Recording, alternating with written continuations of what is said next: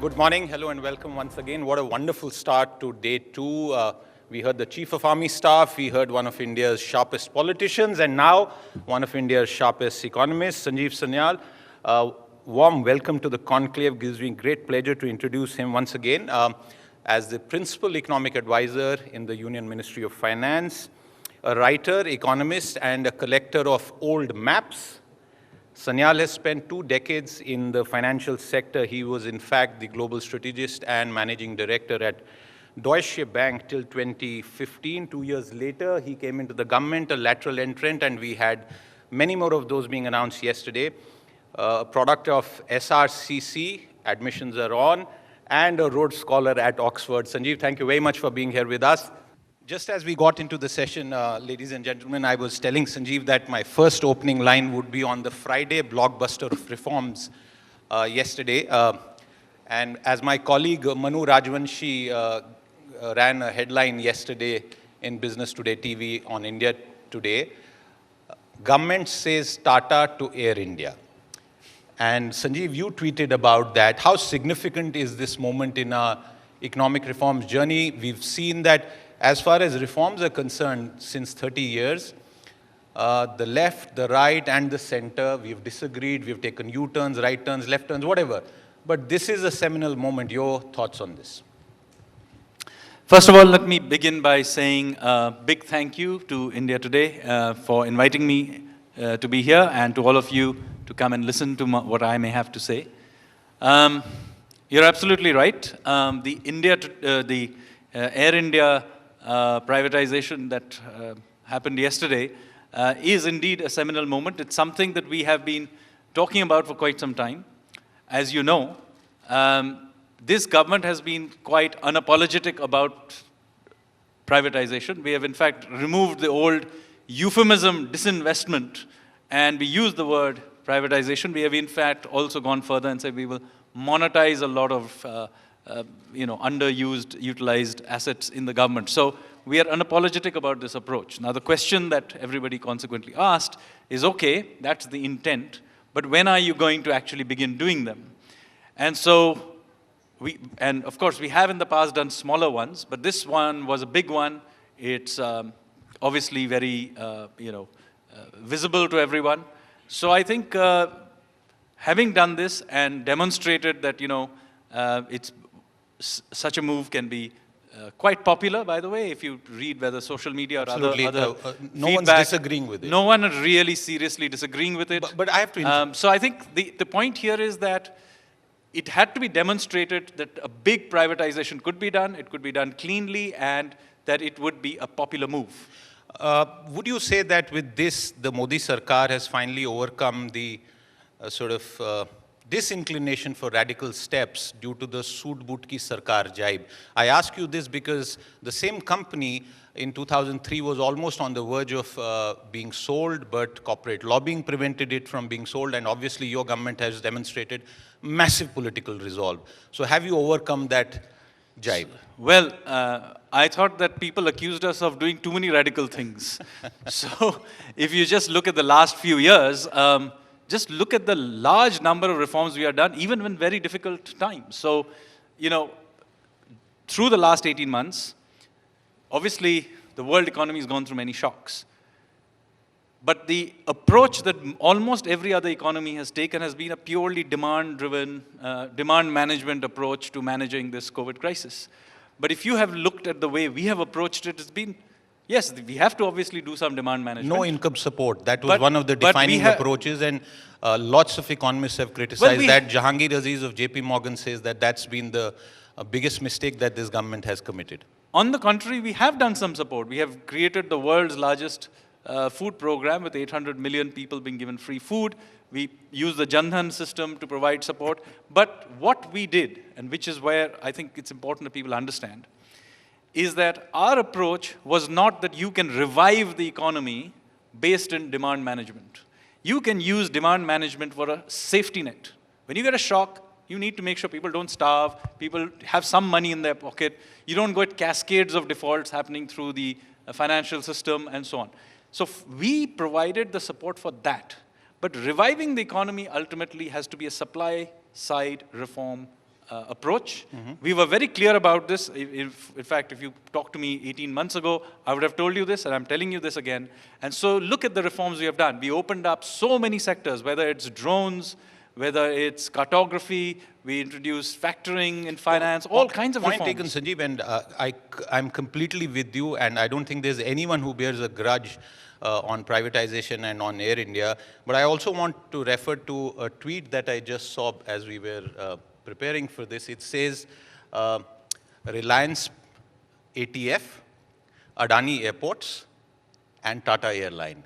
And I think the significance of this really is to do with fears and concerns around the creation of private sector monopolies. The framework that the government has to prevent monopolies and duopolies being formed outside of the Competition Commission. I'm talking about the overall regulatory architecture. How overblown are these firms? Because the political opposition has criticized the National Asset Monetization Plan, and I want to hear details from you also later on, that it is a plan to sell everything that was built with the blood and sweat of Indians over 7 decades. First of all, if anybody thought that the Tatas should not have been purchasing it, they should have put together a consortium and bid for it, and bid more than 18,000 crores, and we would have been very happy to sell it to them as well. Of which cash is only 2,700 crore. So, first of all, the key is that we have no problem with, if you don't have a problem with the process, don't complain about what the outcomes of that process is. One of the complaints, and I'm sorry I'm interrupting you, is that the government is still left with 47,000 crore of debt. So how do you square that argument? So let me finish the earlier point. Sure. You made the point that, this has been built through the blood and sweat of the public sector. But so let me put the record straight on this. Actually, much of what we are attempting to privatize was actually built by the private sector. Air India, in 1953, was simply taken away from the private sector and nationalized. Many of these other things, in 1969, the banks were simply taken away and nationalized. So when people said that these institutions were built by the blood and sweat of the Indian bureaucracy, let me point out to you that these things were originally built, they were private companies. That, because of the ideological moorings of that time, and maybe the political compulsions of that time, were taken away, even with LIC. And by the way, very early on we learned that doing these kind of nationalizations lead to bad outcomes. Give you an example. LIC, when it was nationalized, within a year, you had something called the Mundra scandal. Please read up about it, 1955-56. And so it is not that we had to wait till 2021 to discover that there was some problem with this business of taking over, the blood and sweat and tears of the private sector, bringing it in the public sector, because very early on, almost immediately, there were all these scandals happening. And the first scandal of independent India was the Mundra scandal, was related to nationalization. Two, the finance minister of that time, TTK, had to resign because of this issue. So we should have realized very early on that this whole approach is fundamentally wrong. So I don't think, this idea that blood, sweat, and tears of, So is that the rationale behind the plan to at least return a part of LIC to the public very soon once it lists? Yes. That which belongs to the public is public sector in the true sense, because it's owned by the real public of India. Okay. So, we open them up, and people should own a stake in something, and presumably the pressure for better management will then directly flow through. Before you answer the question about monopolies being created in the future, I just want to also request you to tell our audience and everyone who's watching, why did your government let Jet Airways sink? Well, the point about capitalism is that capitalism is not about the personal profits of capitalists. It's about creative destruction. New companies are born, old companies die. And if it happens as a result of the natural course of business shocks and so on, then it should be allowed to happen. Rather than do this, we instead created something called the Insolvency and Bankruptcy Code. So, and you have seen very, very large companies have been taken through that process and have been liquidated or sold off and so on. And I think that is how it should be. But tell me, again, there are people who say, wonderful, wonderful, and I personally completely think that it's a great thing, but there are people who say, well, the IBC is good, the lenders were expected to take haircuts, but here you are rendering people bald, completely clean-shaven, the banks are being taken to the cleaners.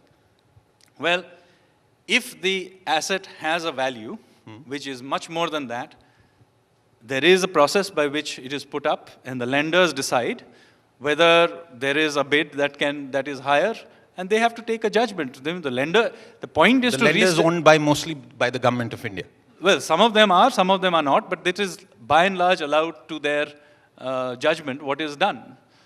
Because any other way of doing it would lead to unhappy outcomes. Basically, you would end up like the old PIFR, perpetuating poor management and letting these things fester forever. It's much better, put it there. You know, an economy based on risk-taking innovation means that from time to time things will go wrong. That's the natural course of things. Then, you have to allow those things to either be resold to another owner, or for it to be liquidated if it doesn't have any value. So, Sanjeev, then the risks around the way there is criticism about the asset monetization pipeline. And by the way, before you answer that, maybe you could just want to give the audience your view on the asset monetization pipeline. What does it seek to achieve? What's the future and the forward scenario? So the point about the asset monetization is that there are large numbers of assets which have economic value, which the government owns. Not every one of them, of course, can be monetized, but there are large numbers of things. For example, lands may have been acquired for some purpose that is no longer valid, or there may be a piece of asset that has better managed through a PPP scheme. By the way, monetization is not, unlike privatization, which is a clear thing, which is you take an asset and you privatize it. Monetization can be done in many shades of gray. So the idea here is you take that asset. Is it hidden privatization? No, it's privatization of an asset as opposed to a company. But it's not always privatization in the sense that, for example, if you take a toll road, you give it out for 30-year lease for management, and the person picks up the toll. By the way, it's not new. We have monetized assets, and we are always doing it. It's just that we will now do it in a more structured way. But once you begin doing it in a structured way and point this out, then there is a large number of assets that we historically have not thought about monetizing. Let me give you an example of that. There is something called the Salt Commission. It owns some 65,000 acres of land across the country along the coast. Now, we don't actually produce salt from salt. I mean, most of the salt you eat is industrial salt. It's produced not by salt pans. But the Salt Commission owns this land. A lot of it is valuable land. I mean, I think on Mumbai Island, there are 5,000-6,000 acres of land on Mumbai Island, which is owned by this. Now, some of it cannot be developed for various ecological reasons, but a lot of it can be.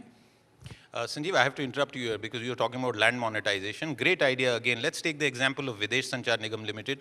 By the way, many of you would know that that's amongst the few companies that have been fully privatized. Tata, Videsh Sanchar, a couple of other companies. The land that was taken off and not given to the Tatas with VSNL, it's been lying there. Huge, 660 hectares. Massive value, but it's just lying on the books. I don't know if it's even been properly valued. The government took almost 15 years to even take a call on the SPV that would handle it. There was litigation around it.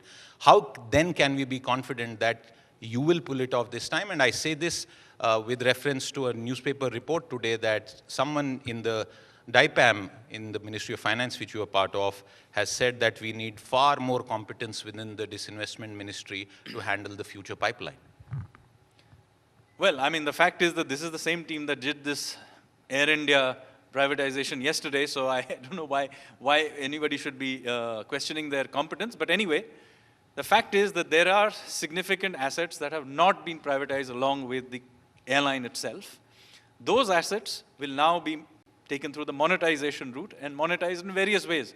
You can outright sell them where it is appropriate. You can lease them out, especially for infrastructure. That's a better thing to do, because after a period of time, you can get it back, and you can then decide what to do depending on that time, and so on. So this will bring back some more cash back. You also have, obviously, the money that has been paid, the 18,000 crores. So between that and the monetization, a significant proportion of the legacy debt that has been left behind with the government can then be paid back. So that will leave us with relatively little. It's still significant, but it leaves us with a lesser amount from the legacy debt, and then that will be dealt with as is appropriate. When the National Asset Monetization Plan was announced a couple of months back, at that time, one of your colleagues in the Ministry of Finance told me that the idea behind the government's thinking is retain a national champion in strategic sectors, and some of it has been spelled out, some of it is work in progress. Let me ask you, is the Steel Authority of India Limited a strategic asset? Should the government of India retain it, or should it go into private hands, or whoever, a private equity fund from anywhere? How does that matter?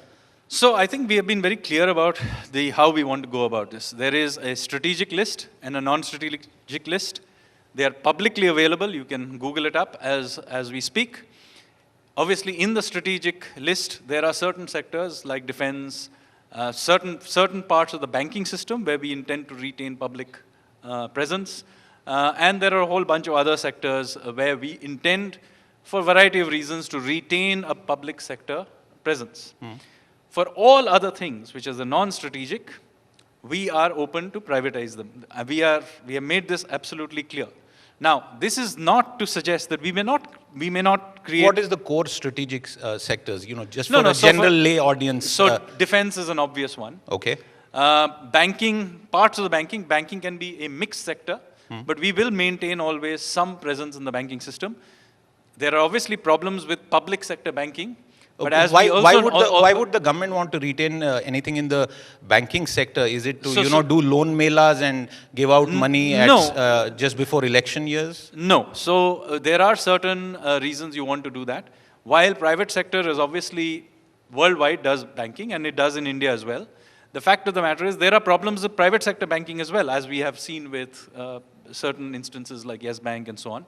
So this is a sector where you need a public presence as well. And many countries around the world have retained some public banking systems, or even had to, in the case of the global financial crisis, had to nationalize. Even the US ended up nationalizing Citibank, if you will remember. Yeah. They sold it back. It's a different issue.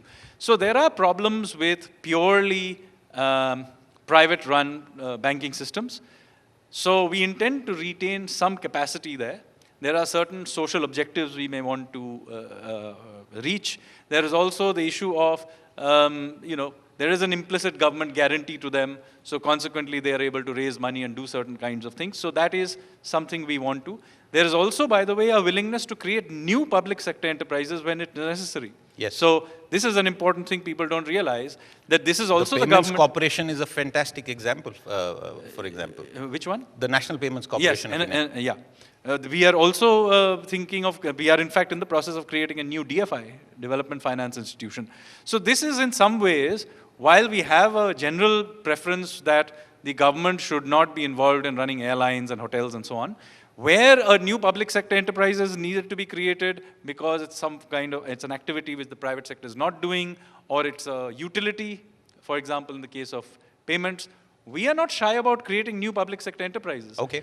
But the fact is that why is it just because, even if it was not nationalized, but something that public sector had originally created, let it be clear that just because it made sense in 1950, doesn't make sense today. We are happy to.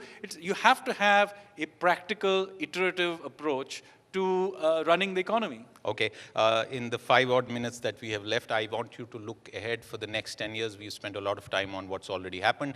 As far as the economic reform, the growth story is concerned, one immediate point where I want you to take off, the last 18 months pandemic, pain all across, it's a time that's sort of no one wants to ever see again. The question really is with regard to the economic recovery. We have heard data from the Reserve Bank of India just literally hours ago. What's your own sense about the growth recovery? There's a mention of the V-shaped recovery coming to an end, and the statistical aberrations around us doing year-on-year comparisons versus sequential growth comparisons in the developed world. Demystify your own sense about which way growth is headed. I think the Indian economy is recovering quite strongly. All the high-frequency data, whether it's exports or many of the other Google Mobility Index and many of the other indicators many of you will look at, they all suggest that it's a very strong V-shaped recovery. Why doesn't the government have its own job index? Sanjeev, sorry to interrupt you. Years have passed, we still don't have we did comprehensive job index. Well, we do have a survey which we have now begun publishing, as you may see. There are complications with doing these job indices in India because of informality and so on. There's a long debate on this issue. Yes. But the fact of the matter is, I think most neutral people will agree that the Indian economy survived the shock of the pandemic rather well. The economy clearly is recovering. I would be surprised if we do not do double-digit growth this year. Of course, never knows about a third wave, but short of that, we will probably do double-digit growth this year and possibly even next year. Wonderful news, but with double-digit GDP growth, we have triple-digit petrol and diesel prices. Sanjeev, it's a pain point, you know. Everyone's asking, tel or diesel kitna aur aage badhega? So there are two issues here. One is the obvious one, which is that global prices have shot up to 80, but the reasonable, it's a reasonable point to make that, look, you introduce all these extra taxes during the peak of the pandemic when prices were much, much lower. What about those? So let me make it clear here that policymakers are aware that oil prices have gone up very significantly and domestic prices are very high. But there is a trade-off here between... And taxes stay where they are. Yeah, about collecting taxes and inflationary pressures that may be there.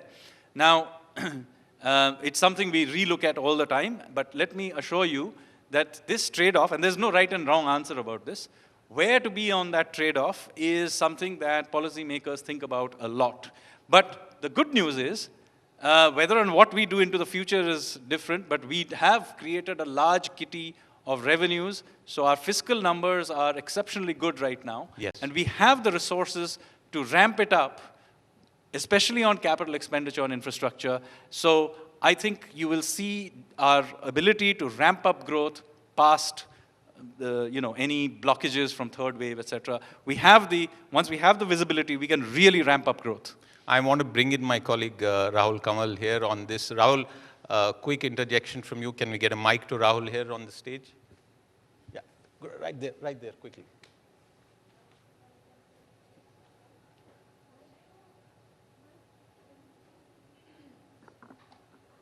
Trick question. The chief economic advisor just resigned yesterday. There's a big fancy new job in town with a seat vacant. Are you putting your hand up, Sanjeev?